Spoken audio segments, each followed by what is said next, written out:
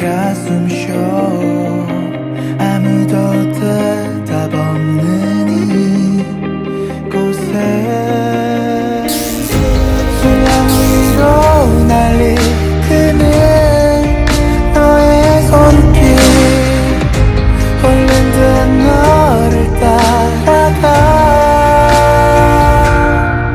In your eyes 마주친 우리의 운명은 거부할 수 없는.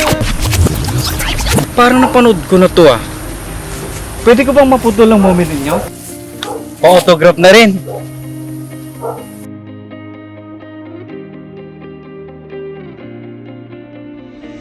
Salamat kamahalan ah. Akalain nyo yun? Isa na namang dream location itong lugar na meron sa Port Magsaysay Military Reservation. Pero higit sa gandang taglay nito ay ang malaking ambag nito sa ecotourism at food security ng kasundaluhan, mga membro ng Civilian Armed Forces Geographical Unit at kanilang mga pamilya.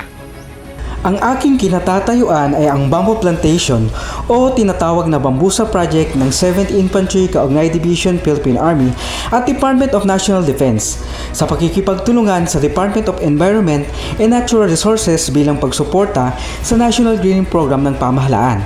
May lawak itong 670 hectares at sinimulang itayo noong May 2013.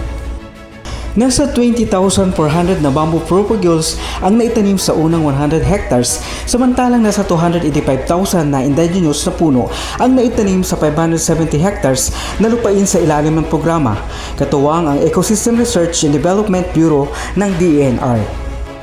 Kagaya ng ibang puno, ang kawayan ay mahalaga upang maging proteksyon laban sa polusyon, climate change mitigation, soil erosion reduction at magamit bilang biofuel, pagkain, istruktura at oportunidad sa trabaho.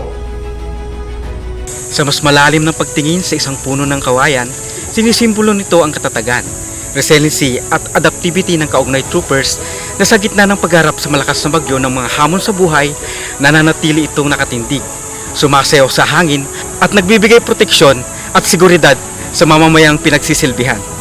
Dito rin pwedeng umusbong ang pag-ibig na matatag, matibay at buhay magpasawalang hanggan. Ako po si Jose Manalaysay, ito ang Tuklas Kaalaman.